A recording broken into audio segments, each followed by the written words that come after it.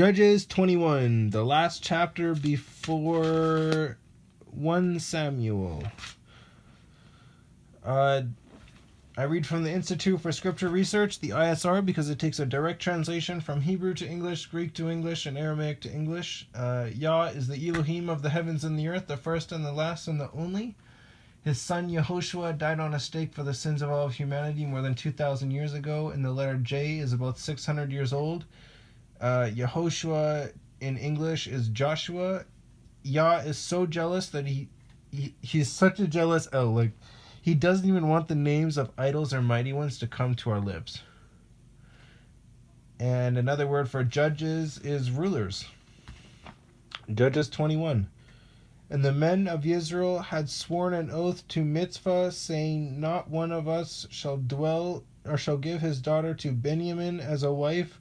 Yeah, because they might rape her and leave her in the streets.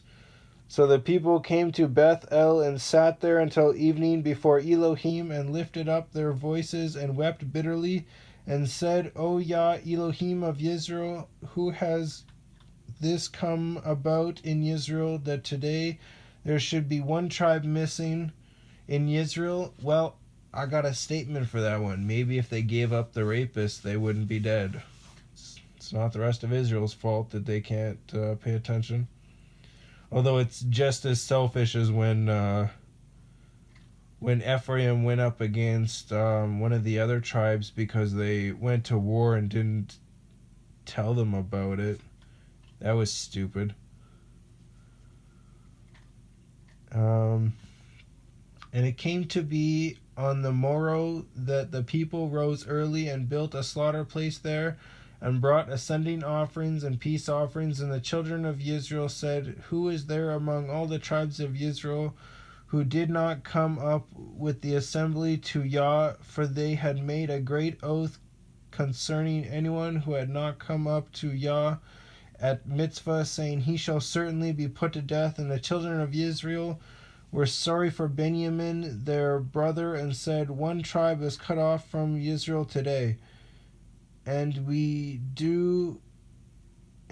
we do for wives? What do we do for wives for those who remain, seeing we have sworn by Yah not to give them our daughters as wives? And they said, which one of the tribes of Israel did not come up to Mitzvah to Yah? And see, no one had come to the camp of Yabesh Gilead to the assembly.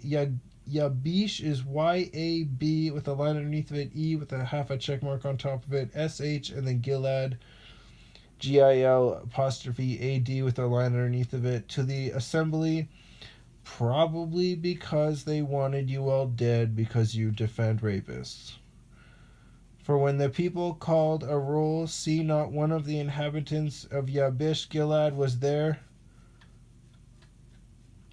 Oh, so maybe they did come. Well, it said no one had come to the camp, so they probably didn't even tell them about it. In fact, they want them dead, as far as I can tell from the last chapter.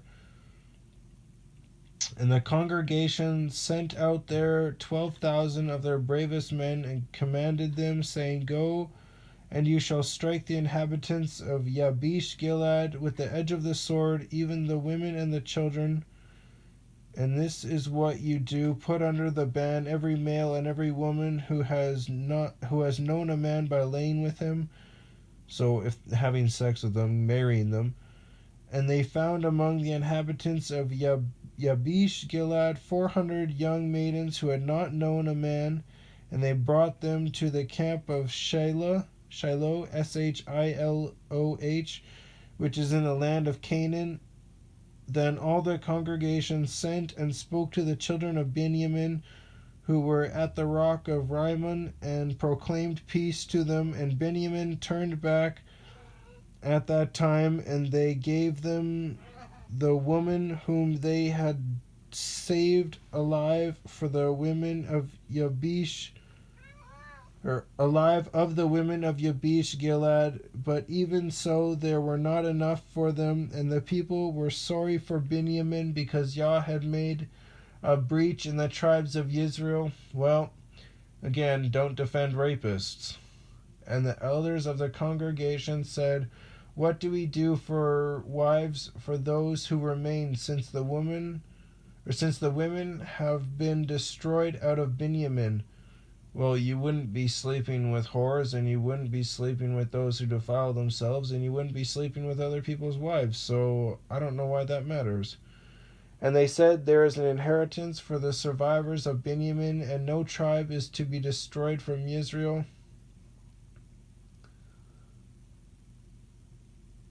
But we are unable to give them wives from our daughters, for the children of Israel have sworn an oath, saying, "Cursed is the one who gives a wife to Benjamin," again, because they'll probably just rape her and leave her in the streets.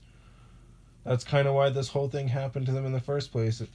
Any one of those citizens could have grabbed one of those guys or gone out there and said, "They're in there and I know it for a fact. I don't want to be a part of this. I'm with you guys on this." They could have done that, but no, they didn't.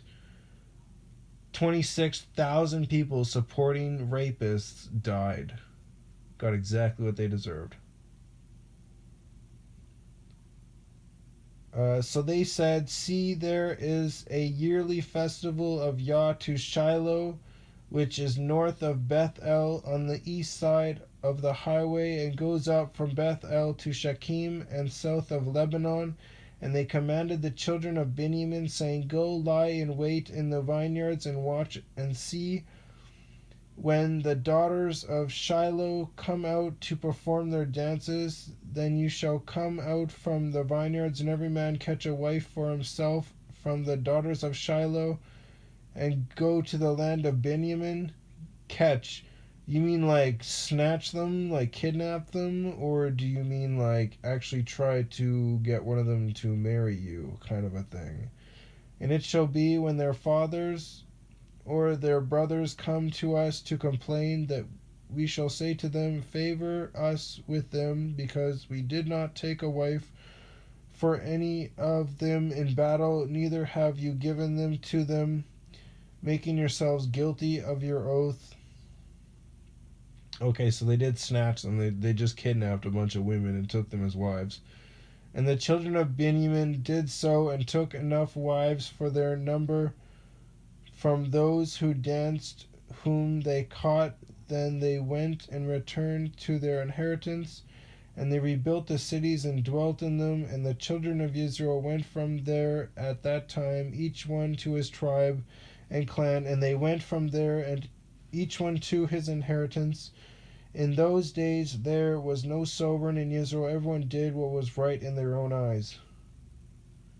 Instead of listening to Yah, who was probably talking to them in their conscience or in dreams or whatever else, they just blew it all away and did what they wanted. That's why they got put in that situation in the first place. Anyways, that's the end of that. That was a really good book. I really like Judges. I've never read it. Really like it.